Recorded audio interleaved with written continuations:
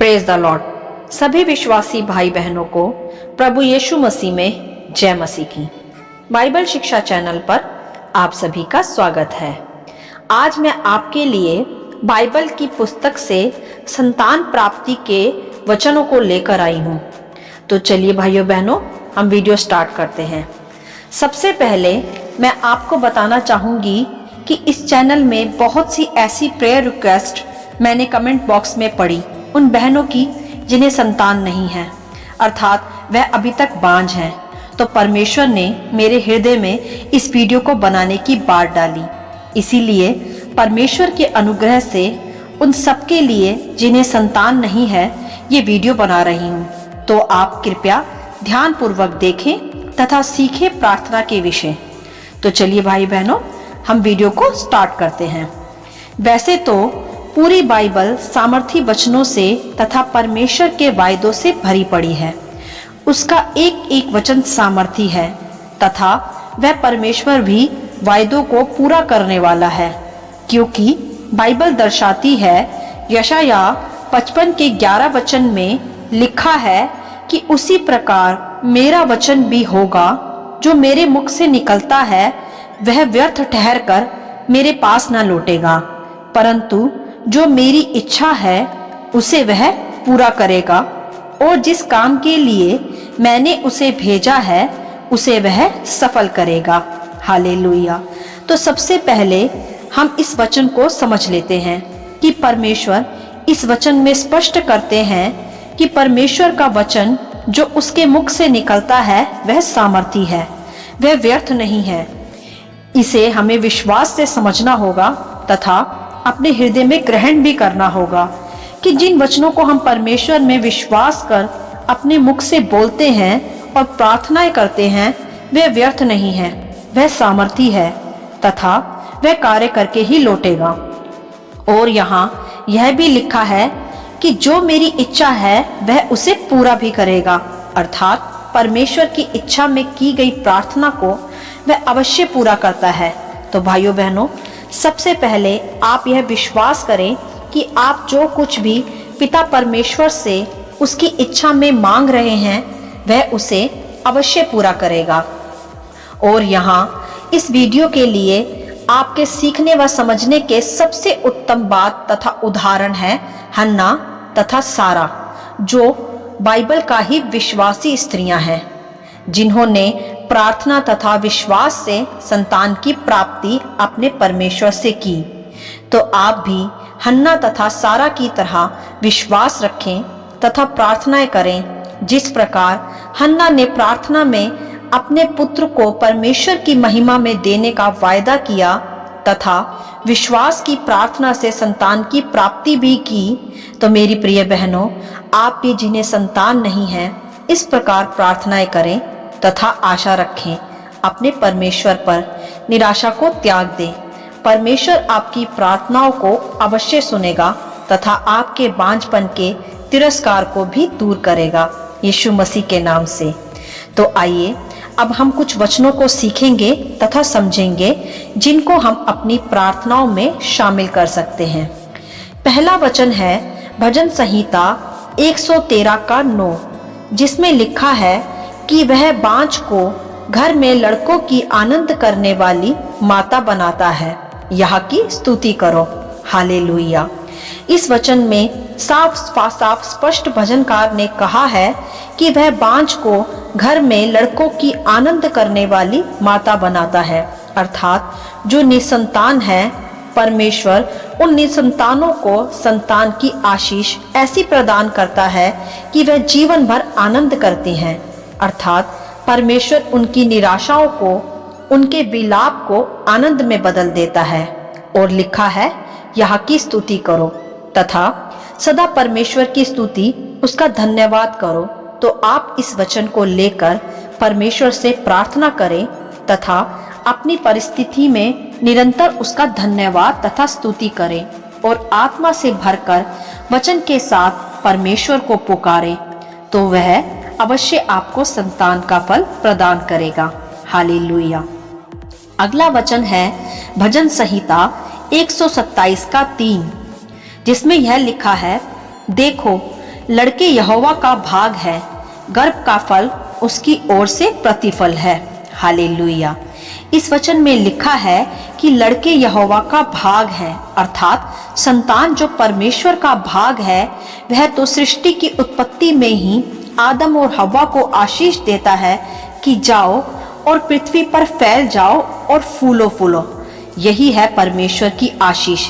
वह नहीं चाहता कि कोई भी निसंतान रहे। यहाँ लिखा भी है कि गर्भ का फल उसकी ओर से प्रतिफल है। यही वचन स्पष्ट करता है कि वह संतान का प्रतिफल अपनी ओर से सबको प्रदान करता है। मेरी प्रिय बहनों, आप इस वचन को लेकर परमेश्वर से प्रार्थना करें। बांझपन परमेश्वर की ओर से नहीं है, उसकी ओर से संतान का प्रतिफल है, जिसे अब आप सभी प्राप्त करने पे हो यीशु मसीह के नाम में। हालेलुया। अगला वचन है इब्रानियों 11 का 11, जो यह कहता है कि विश्वास से सारा ने आप बूढ़ी होने पर भी गर्भ धारण करने की सामर्थ पाई, क्योंकि उसने प्रतिज्ञा करने वाले को सच्चा जाना था। हालेलुया। यहाँ इस वचन में हम सारा के विश्वास के विषय में सीखते हैं कि किस प्रकार सारा ने बूढ़ी होने के बावजूद भी गर्भ धारण किया तथा संतान को उत्पन्न किया। कि हम सभी बहनें समझ सकती हैं कि बुढ़ापे में गर्भ धारण करना नामुमकिन है, क्योंकि उस समय गर्भ धारण की अवस्था ही समाप्त हो जाती है। फिर भी विश्वास से सारा ने उस अवस्था में, जो कि असंभव थी, उस समय गर्भ धारण किया तथा संतान को उत्पन्न किया, क्योंकि सारा ने वायदा करने वाले परमेश्वर को सच्चा माना तथा उस पर विश्वास भी किया।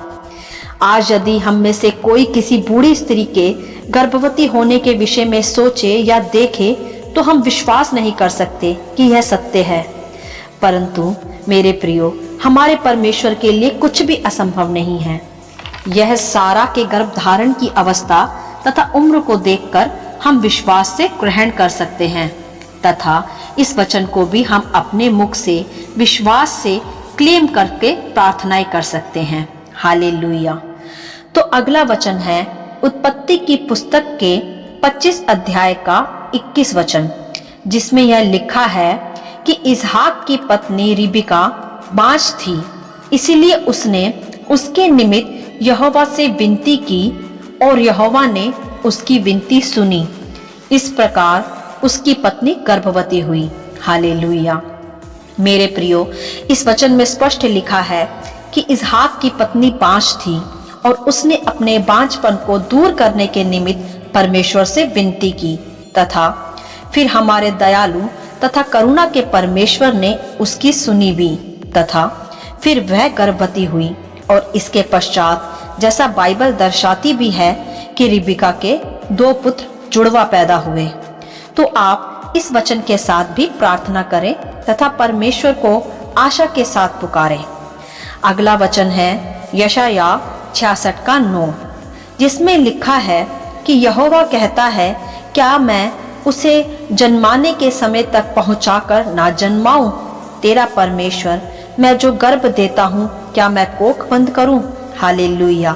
कितना स्पष्ट तथा उत्तम वचन है ये। यहोवा परमेश्वर जो गर्भ का फल देता है, वह कोख बंद नहीं करता। जैसा पहले ही मैं आप सबको समझा चुकी हूँ, वह तो संतान का प्रतिफल खुद ही प्रदान करता है। वह बांझपन तो हमारे श्रापों तथा पुरखाओं के पापों के कारण हम पर आ जाता है, जिससे हमें कभी भी निराश या हताश होने की आवश्यकता बिल्कुल भी नहीं है। हमारे पास तो श्रापों को, पापों को मिटाने तथा छुड़ाने वाला परमेश्वर है। बस हमें उस पर विश्वास करके तथा निरंतर इन वचनों को अपनी प्रार्थनाओं में शामिल करने की आवश्यकता है। मैं विश्वास से कहती हूँ कि आप इनको निरंतर अपनी प्रार्थनाओं में शामिल करें तो यहोवा आपको निश्चय ही आने वाले वर्ष में एक सुंदर संतान से आशीष करेगा। हालेलुया। तो मेरी प्रिय बहनों, आप निराश ना हो। आशा का परमेश्वर सदा आपके साथ है। वह आपके विलाप को नृत्य में अवश्य बदलेगा, क्योंकि वह इसके योग्य है। बस आप प्रार्थना में यह भी शामिल करें कि परमेश्वर, जब आप मुझे संतान का फल देंगे तो मैं उसे आपके धार्मिकता के सच्चे मार्गों का ज्ञान दूंगी तथा उसे आपकी महिमा के राज्य में समर्पण का सच्चा रास्ता भी दिखाऊंगी। हालेलुया।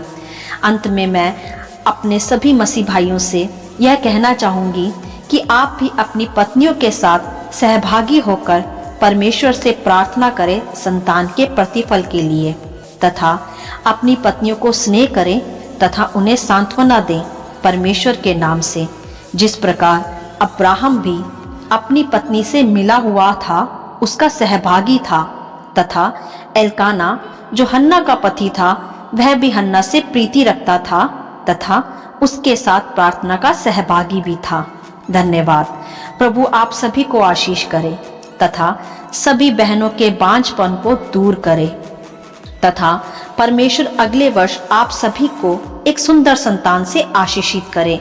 यही प्रार्थना है मेरी आप सभी के लिए प्रभु यीशु मसीह के नाम में। हालेलुया। आशा करती हूँ आप सभी ने इन वचनों का संक्षिप्त विवरण सीखा भी और समझा भी। परमेश्वर आपको अपनी पवित्र आत्मा की भरपूरी से सदा भरता रहे। आप इसे दूसरों के साथ भी बांट सकते हैं, क्योंकि हमारे प्रभु यीशु मसीह की यही इच्छा है। आमीन and God bless you all.